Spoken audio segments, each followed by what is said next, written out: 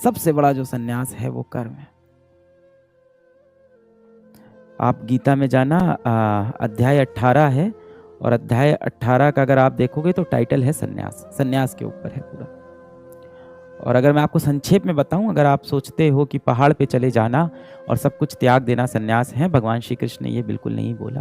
भगवान श्री कृष्ण ने बोला है कि सर्व कर्म फलम त्यागम परुष त्यागम विकक्षणा, कि जो सारे कर्म के फलों को त्याग दे वो सबसे ज्यादा विकक्षणाज है, मतलब सबसे इंटेलिजेंट लोग हैं, वो सबसे बड़े बुद्धिजीवी हैं वो लोग।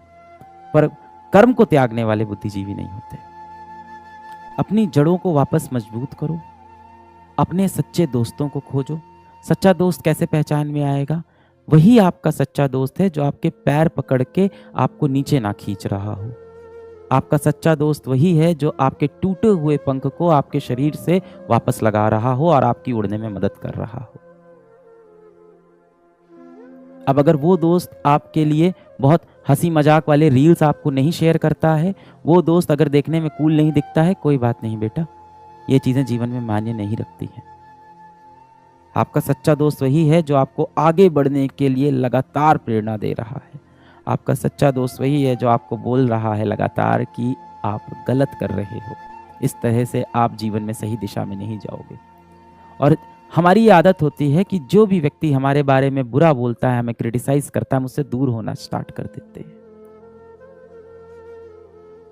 हो सकता हो वो आपका बहुत सच्चा मित्र हो और इसीलिए आपकी बुराई कर रहा हो और आपने उससे बात करना ही छोड़ दिया।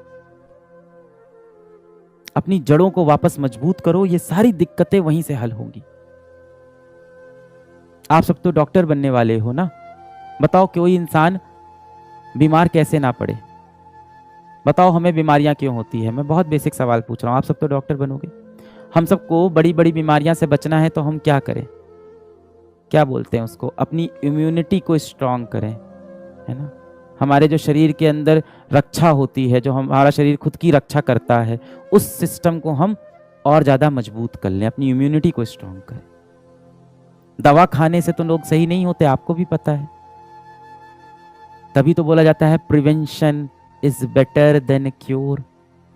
दवा खाना तो मजबूरी हो गई क्योंकि बीमारी शरीर में प्रवेश कर चुकी है। अपनी इम्यूनिटी स्ट्रांग करें। अब आप मुझसे आके रोज टैबलेट मांग रहे हो कि सर कुछ दवा दे दो जिससे मेरा ये सारी बुरी आदतें मेरी जीवन की छूट जाएं और मैं एक बहुत अच्छा व्यक्ति बन जाऊं और जीवन में सफल हो जाऊं। तो मैं आपको दवा दे दूंगा। दवा का असर क्या होता है? कितने दिन रहता है? 1 दिन, 2 दिन, 1 हफ्ता, 1 महीना। फिर क्या है? अंदर से अगर आपकी इम्यूनिटी स्ट्रांग नहीं है तो अगली बार फिर वो बीमारी आपको पकड़ लेगी। इस टाइम तो इतनी बीमारी फैली हुई है, मानसिक रोग, डिप्रेशन, इतनी बड़ी बीमारी इस समय फैली हुई है, हर तरफ लोग डिप्रेस्ड हैं। अपने लिए आपके पास समय ही नहीं है। रात में 3 बजे सोते हो, सुबह 12 बजे उठते हो, दिन भर पढ़ने की कोशिश करते हो, पढ़ाई में मन लगता नहीं है, आंख के नीचे गड्ढा हो गया है, अंदर से आंखें लाल हो गई हैं। घर में माता पिता बात करते हैं तो चिढ़ होती है कि क्या बात करें इनसे। पूरे समय लगता है कि पढ़ने का समय नहीं है, और जब पढ़ने बैठो तो पढ़ने का मन नहीं करता है। पढ़ने बैठो तो मोबाइल हाथ में लेके चलाने का मन होता है, मोबाइल चलाओ तो पूरे समय अपने अंदर से गिल्ट होता है कि मैं क्यों मोबाइल चला रहा हूं, चलो मैं पढ़ाई कर लूं। मैं आपको टैबलेट दे दूं तो टैबलेट से आपकी जो बीमारी है वो 1 दिन, 2 दिन, 1 महीने के लिए सही होगी।